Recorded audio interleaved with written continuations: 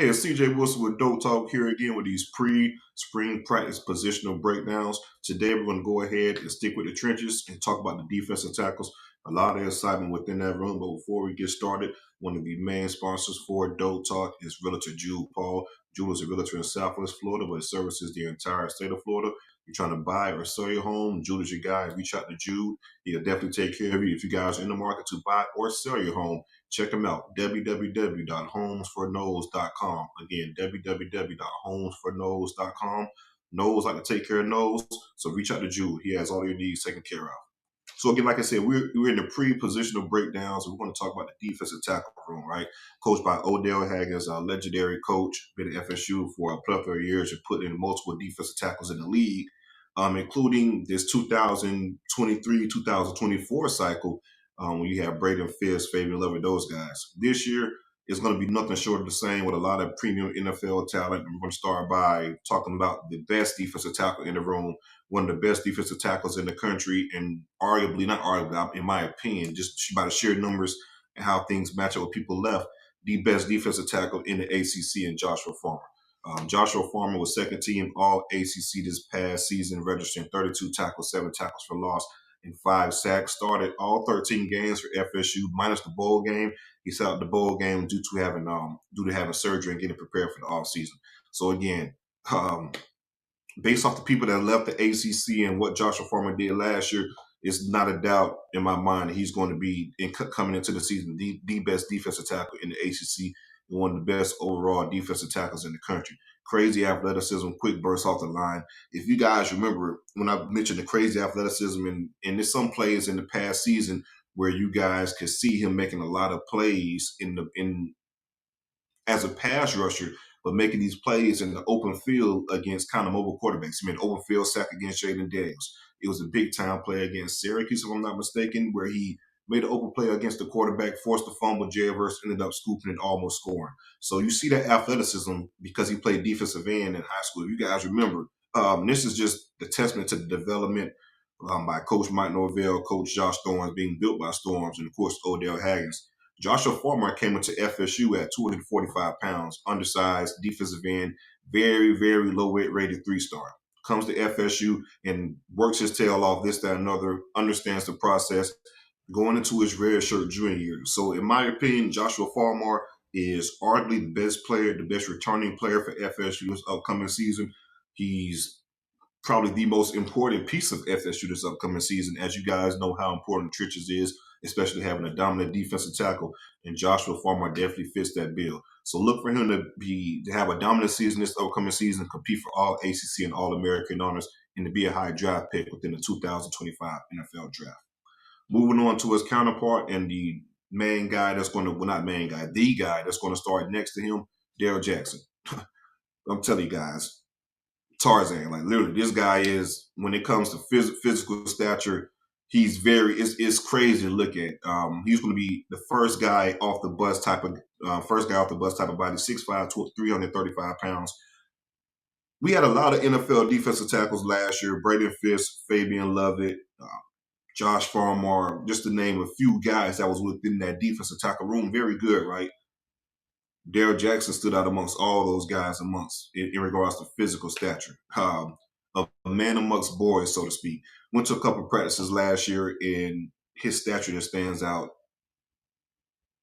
It's crazy. I can't mention that enough above other guys that's, NFL quality size, this, that, another. But him, from a physical standpoint, it's just a little different. Long arms, chiseled body, not really a lot of fat within his 334-pound frame. In a couple practices I went to, he was dominating the offensive line, imposing his will, moving guys around. It was one impressive play where he actually picked the offensive line up with one hand and ended up tossing him out of the club, right? So very dominant performance in practice for Darrell Jackson. As you guys know, last year he was not able to participate during the regular season due to the BS NCAA transfer waiver thing that all of a sudden has been overruled and changed on the NCAA part in regards to multiple transfers within your career. You don't have to sit out a year due to that anymore. Unfortunately, Darrell Jackson was a casualty to that situation. This past season, he wasn't able to play. not that FSU necessarily needed him because we had a lot of, great in depth, great defensive tackles in the room, but of course we wanted to hurt to have a 6'5", 334-pound who's arguably one of your better defensive tackles within the rotation. So this upcoming year is going to be a big year for Darrell Jackson. I expect a lot of big things within his career playing at Miami and University of Maryland. Prior to that, 49 career tackles, 4.5 tackles for loss, and 3 sacks. Again, and I don't believe I'm not going to say I don't believe. I know for a fact during those previous stints at Maryland and of course Miami, he did not have the coaching and tutelage that he has had under Odell Haggins from last year, moving on to the spring practice and this upcoming season. So Darrell Jackson is going to turn a lot of heads, shock a lot of people this upcoming season. I do think the duo between Joshua Farmer and him will be one of the better duos in the ACC in regards to pairs of defensive tackles. And again, this guy, they played together in high school. He's from Quincy as well, played at East Gaston County rather, with Joshua Farmer. They're both teammates, came out of the same class. Shout out to Corey Fuller. He's on staff at FSU, former NFL player, former FSU player, and from Tallahassee as well. He was the head coach at Gaston County and coached Joshua Farmer and Darrell Jackson. So to have both of those guys from the 850, shout out to Tallahassee 850 area, you know I love you, right? They have both of those guys from the same area, homegrown talent, and be some of your premier guys within the defensive tackle room. It's going to be very impressive, very big for FSU. So Darrell Jackson, look for him to have a huge year for FSU and go into the NFL and make a lot of money. All right, guys, before we get on to the next defensive tackle, make sure you guys join our new membership. Like I said, we have 2 different tiers of membership, the $4.99 tier in regards to the big dog tier and the $9.99 tier, and that's for the Chiefs, right? Again, make sure you guys join our membership. You can click the link right here. Again, these type of videos, positional breakdowns, we drop these videos. Maybe we drop this one on average, maybe 3 videos per day, and we spread those out throughout the week, the next week, just timing depending on what the situation may be. If you're a member, you get all these videos early as soon as we drop them up onto YouTube, so you have premium top of line access to these type of videos before the general public get the videos. And also any type of comments or anything like that, you guys will be highlighted within the super chat area. No need to pay for any super chat comments to get things highlighted once we go live. Anything you say within the comment section will be automatically highlighted as a membership. And that's the big dog tier. If you guys go over to the $9.99 and become a chief, you get premium access to tailgates along with everything we stated within the $4.99 tier, the big dog tier. Premium access to tailgates, 1 free tailgate per season, whether it's road, home, bowl game, you name it, you call the shot. That's the tailgate you'll get into. And also, you have discounted price on all other tailgates. So again, make sure you guys join the membership and also like and subscribe to the channel. After Darrell Jackson, we're moving on to Daniel Lyons. This is an interesting one. 6'4", 288 pounds, redshirt sophomore out of Homestead, Florida. Played sparingly this past season with FSU in mop-up duty situations with FSU, blowing people out and things like that. Later during the season, he got some key reps, the Florida game, etc. But as a redshirt freshman this past season, like I said, we had a lot of depth. You had Josh Farmore, of course. You have Fabian Lovett. You have Braden Fisk, and a couple other guys ended up transferring from FSU that played a key role within the defensive tackle room. Malcolm Ray, of course, and Dennis Briggs. So opportunities for Daniel Lyons is going to be more opportunities for him this upcoming season in regards to reps and things like that. In my opinion, he's probably going to be the 3rd defensive tackle off the bench in regards to rotation. As you guys know, within the trenches, you have to rotate to keep guys fresh. So if you're the 3rd or 4th defensive tackle, you're getting a lot of reps. You're getting damn near starter reps, so to speak, in regards to the playing time that you're going to receive. So I expect a lot of big things for Daniel Lyons this upcoming year. The biggest thing I need for him to add this upcoming year is weight. So again, you guys know I preach about development, again, built by storms and things like that, and taking weight room serious and letting that process handle itself.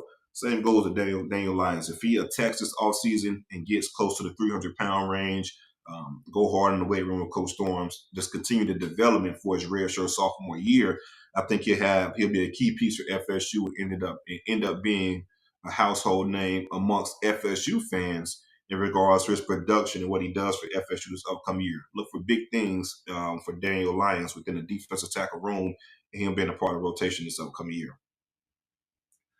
Grady Kelly, we ended up striking gold in the transfer portal with Grady Kelly. The former freshman All-American at Colorado State, very productive. Playing 2 years for Colorado State on the field within those 2 years. He played 26 games within those 2 years and had 22 starts for Colorado State. One of their better defensive tackles, tallying 79 tackles, 9 tackles for loss and 2.5 sacks during his 2 years with Colorado State. 6'2", 285 pounds. And he's also coming back home, right, from Navarro, Florida, a Floridian coming back to the state of Florida. So bring Grady Kelly in, who's already very productive on the college level. Again, one of the better defensive tackles out of the transfer portal, and one of the better defensive tackles playing for Colorado State, being named freshman All-American. You come to FSU where you don't have to start and be the guy. Like I said, we have Joshua Farmer and Darrell Jackson, but you will come in and possibly compete for playing time and be within that rotation, that 4 deep, that 2 deep, so to speak, force 4 defensive tackles. And like I said, if you're within the 2 deep within the defensive tackle room, you're getting a lot of reps. So again, to have Grady Kelly come in and compete at FSU for playing time and things like that, it's going to be big for FSU. I think he's going to be very productive. Just looking at some of the guys last year compared to this year, like Malcolm Ray played a lot of snaps for FSU. No disrespect to Malcolm Ray, I think Grady Kelly is an upgrade at the position, just a better overall defensive tackle, and it'll show this upcoming season within the reps he plays. So again, Grady Kelly is a guy that's going to play a lot of reps for FSU. He's going to be a big time player. He won't start this year, but again, he's going to be a guy that's going to stand out within the defense in the rotation of defensive tackles. All right, the last guy we're gonna cover within the defensive tackle room, KJ Sampson. KJ Sampson is a former 4-star defensive tackle out of the North Carolina area, redshirt freshman this upcoming year. So last year was his true freshman year at FSU. Ended up taking the red shirt, ultra athletic, very productive, very good. If you look at his high school film and things like that, very good within the pass rush, really athletic, can move around. Stands at 6'3", 304 pounds right now. Odell Haggins is very high on this kid, very high. He has a lot of potential. In this upcoming year, we should see some of that potential with him playing within his red shirt freshman year. He will be competing for a lot of playing times, and the reps won't be as plentiful due to just the pecking order how things go in college, right? Same thing we've seen with Joshua Farmer over the years. It's a progression and things like that. Development, your time to play, whatever it may be. So redshirt freshman this upcoming year, I do foresee him to be in the rotation, but how much of in the rotation we'll see. That's why we have these spring practices, these 15 spring practices rather, that's coming up that'll kind of shake some of those things out. So again, KJ Sampson is a guy the staff is very high on and should play a role within the defensive tackle room this upcoming year. So I figure around 5 or so defensive tackles that'll probably be in the rotation for FSU. We do have a couple of true freshmen that will be coming in. And those kids include Jamori Fagg and the Nas White, defensive tackle out of North Carolina. I think those guys are going to be pretty good players for FSU, but I don't foresee them being in the rotation this upcoming year. They'll probably take a red shirt this year, get built by storm, get developed in the weight room, things like that. So I say that to say this. 5 defensive tackles is kind of on, as far as guys that you can really count on to play, is kind of on the it's on the fence a little bit. You feel like you're in the green, but you could also be in the red if you have a key injury along those players. So it'll be interesting to see how spring plays out. I'm pretty sure FSU will probably evaluate these guys and look how spring practice goes. And then based on spring practice, they'll look at the second wave of the portal within the spring and see if they need to attack the portal and address the defensive tackle role and possibly add another body. So we'll see how that plays out. Again, make sure you guys like this video and subscribe to the channel. Again, like this video and subscribe to the channel. I'm trying to get this information, my information, rather, Dope Talk, out to like-minded FSU fans like yourself who are probably missing it. So again, it helps us with the algorithm and pushing the content out. So like this video, subscribe to the channel. Go Noles.